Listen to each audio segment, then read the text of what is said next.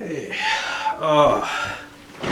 so my quest to find a good place to dance or whatever has never been very easy in this town. And I started to think about why it was so easy in Eugene and how common that sort of is, which I think is actually a pretty rare thing. So near me here, I have Tempe, Mill Avenue, which used to be sort of this hub of live music where a lot was going on, really. But now it's almost exclusively various clubs with DJs. Now, it's a college town, there's a huge college population. It's a really, really rich bar zone compared to any other college I've ever been to. Maybe because ASU is such a party school, right? But I honestly have never been in an area where the college was so infused with a total bar scene right there, right next to it. When I was at UB, well, the North Campus is out in the middle of nowhere. The downtown campus, which is where I was usually associated with, yeah, there were a couple of bars nearby, but they were largely just meet and hang out type places. Not a lot of live music, not a lot of music at all. There was only one club that was present there briefly that I recall that was near the university. And I went there one night. It was really awful, all dance music. Unfortunately, by the time I got to college, the 80s had kind of taken their turn for the worse. Well, that happened pretty early, but yeah, where things were just, the majority of the music was not to my taste. And it's very interesting because when I went to 80s nights in Eugene pretty heavily, most of the music was from that earlier period, or much later, when the Depeche Mode and Cure were sort of dominating everything, which is not a period that I like at all. And it's still the case now. You know, I go places and I never hear a lot of the stuff that I was hearing on that night at that club. But anyway, you know, one night, one club. But honestly, I was hearing it on the radio too. It was just crap that just doesn't get any playtime anymore at all. So there was this kind of vacuum in that one period when I was there, when I had that available. So that's fine. You know, you have a lot of synergy with a lot of these dance clubs and everything, but what you don't have anymore is any kind of live music at all there. And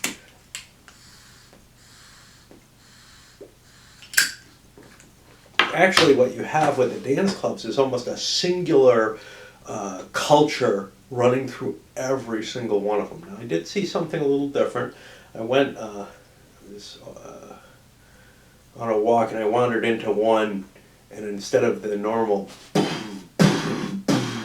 heavy bass and some kind of music going on behind it,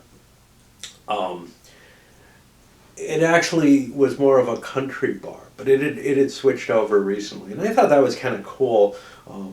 Maybe we're going to see some more differentiation down there, and that would be awesome. I'd love to see that. But what I'm talking more about is the live music scene, which just doesn't exist. In fact, the one bar that I used to frequent, mainly for cover bands, but they tended to have live music fairly regularly, and I think they decided they had to cut their costs and not have it. It was really too small a venue to have a good, to be able to pay a band enough to pay for the drinks that they were getting. And as such a small venue in such a rich populated area in terms of bar goers, it didn't hurt them too much not to have a show on, because people just come in, hey, let's go to someplace a little quieter or whatever. And that's what you saw. The majority was people would go out on the patio to avoid the live music. Not because it was particularly bad or anything, but because the reason that they were willing to drop in often was just because they wanted someplace they could talk and hang out and have a drink that wasn't one of these loud clubs. And there are other places that are like that, but this was somewhat calmer than most of them. So, they gained they would gain maybe 10 customers, 15 customers at most off of having their live music going. And that's about what they had to pay to have it. Whereas maybe they would get just that same number of customers inside on nights when patio was too crowded or something. So maybe it wouldn't help them at all to have the music. But the synergy that I saw in Eugene was very, very different. It was right downtown. There were maybe 4 or 5 bars that regularly had a mix of live music, different kinds of bands. You'd have metal, you'd have indie folk type stuff, you'd have rock, you'd have some country type stuff. Every single one of them more or less was willing to bring in different groups, even some hip hop and stuff. Then kind of on the outline of this one little cluster, there were a couple of bars that kind of had specialties. Like there was a heavy metal punk type bar, and there was a hip hop bar, but the point was that if you had any tastes at all, you could go downtown in Eugene and reasonably expect, on a weekend at least, that you're going to find something that is of some interest to you. You might not be willing to, sit down and listen for long, but at the very least, you'd find bars that had, some kind of appeal. Another thing was many of these bars were somewhat open to the street. Not to say that the band is out playing where you can hear them on the street necessarily, but you could see them through a window, or maybe there's a back door open where you can kind of hear the music coming through. This is very helpful because you can kind of window shop what you're looking at music-wise. Again, very little of that. Here in the Valley, what I mainly see is you have to know where you're going. You get there, there's nothing else around it. It may be a bar tucked into a strip mall or something like that, where it's well set aside from the street and you have no idea that it even exists if you don't know that you're going there. And there's just not this sort of easy window shopping of music experience. So it makes there be an initial upfront investment, right? For me, it's very hard to say, that looks like an interesting band. I think I'll go see them. I can do that every now and then, but generally what I do here, or what I did, was I ended up following a particular band. So I only see shows that they play at, and sometimes they're the only band playing or something. But also, usually that means there's only 2 or 3 bands, and then it becomes much, much more difficult to to have the chance of seeing different kinds of music, different things that might hook you in from whatever you're following. The other thing is the damn area is so spread out. So again, like in Eugene, if I was following a band even, I could generally see them 2 or 3 times a month if I really wanted to, because they tended to play different venues, but it's all within reasonable distance. Here, that reasonable distance is quite large. The local valley area is well beyond what I'm willing to walk. over a night. And you might say, well, what about a car? Okay, so here comes an interesting thing. It might be possible to get to some of these places by bus or whatever, but it would be impossible to get home. Now, I could take a cab or something along those lines. But again, the investment cost for going to this now becomes much, much higher. So I'm kind of upping, from like, oh yeah, it would be interesting to see a local band to, I could go, and drop the money on a concert type experience, and it would be on the same realm. Not a huge concert, but there are concerts here that are $30-40. If I'm paying $20-30 on a cab ride, well, why not go for a local concert that actually, that kind of venue instead? So therefore, we're not talking about a local band anymore. We're talking about a nationally touring band, but maybe not a big one. So I mean, things like trying to remember who Violent Femmes were here recently, and I could have gone and seen them. But again, that kind of investment, even for a band that I know I like, is hard for me to make. And for me to do it on the, gee, that looks like an interesting band. Well, what about a car? Why don't you have a car? Yeah, well, we understand why I don't have a car, but driving out to a place where I'm going to be drinking and then driving back home, that sounds like a recipe for disaster. And I thought that in this day and age, we were no longer of the culture of, yeah, let's get drunk and drive, right? I thought that's kind of filtered its way away.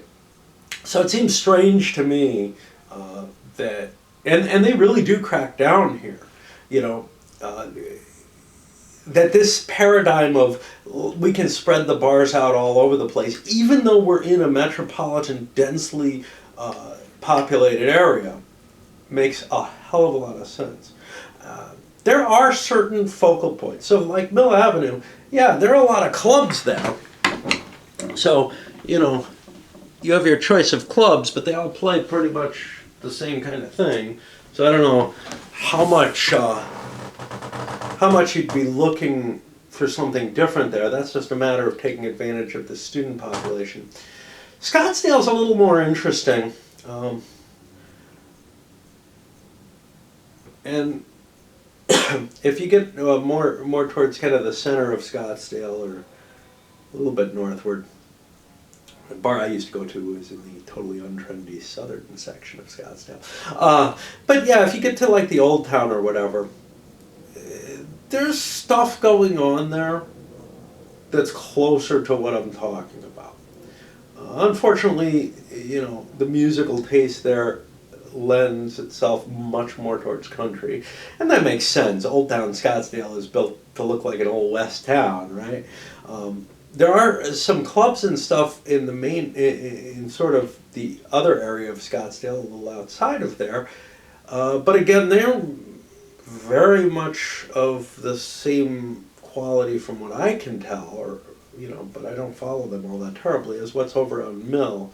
And I just find myself, the few times that I've walked out there, maybe with high hopes in hand, sometimes looking and seeing, oh look, it's a club that's playing 80s music, let's go there, I should be cool with that. And maybe I'll see things on the way and it'll get me more incited to show up in Scottsdale every now and then and try to drink that in. The things that I've seen there just don't appeal to me. So for example, that 80s bar looked more like a coffee shop to me. I mean, everybody was sitting down, and I couldn't imagine, what possible appeal it would have for me. Then when I think back to Buffalo, and I mean, obviously, I've lived in some more rural or suburban areas, and it's much more like it is here. In Buffalo, we had an interesting situation where there really weren't a lot of bars. that were live venues when I was first there. I remember down on Allen Street, which was sort of the cool area where you would have expected a decent amount of music to show up. A couple of the coffee houses would have some music sometimes, but not much. Nothing too extreme usually. And there was one bar that was kind of a live venue. I don't remember there being much more of a center downtown. And like I said, near the university, there really wasn't anything along those lines at all. However, towards the end of my time there, I was beginning to see a little bit more movement towards developing right downtown more of a musical center. Unfortunately, it hadn't kicked in fully, but there was definitely this attempt to try to attract that kind of business and an attempt to kind of build some sort of synergy there, where a mix of different clubs, clubs where you could just go dancing and clubs where you could go dancing with live music, maybe were beginning to show up. It was always very transitory, though. I remember a lot of the places, there were kind of cool places that would stay open for maybe a year and that's it. So it obviously wasn't a terribly fertile environment for maintaining clubs there.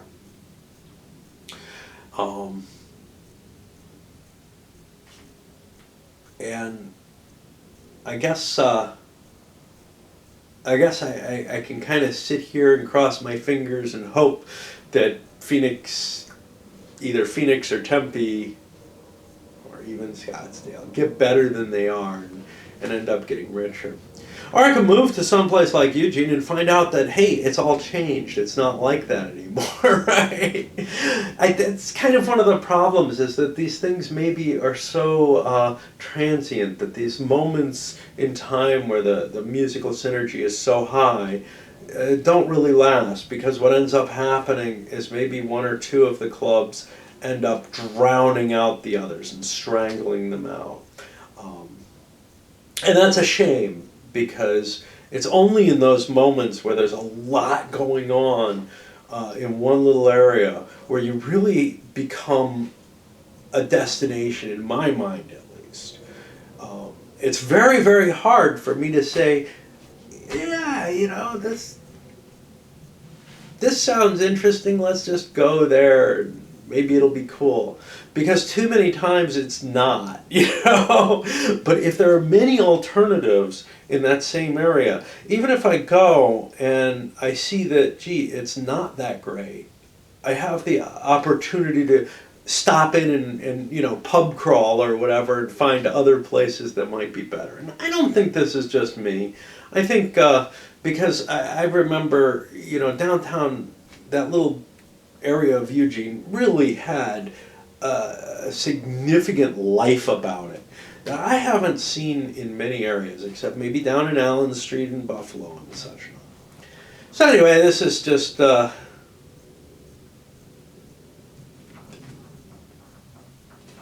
some thoughts that, I don't know, nothing deep philosophical or anything, just random complaints.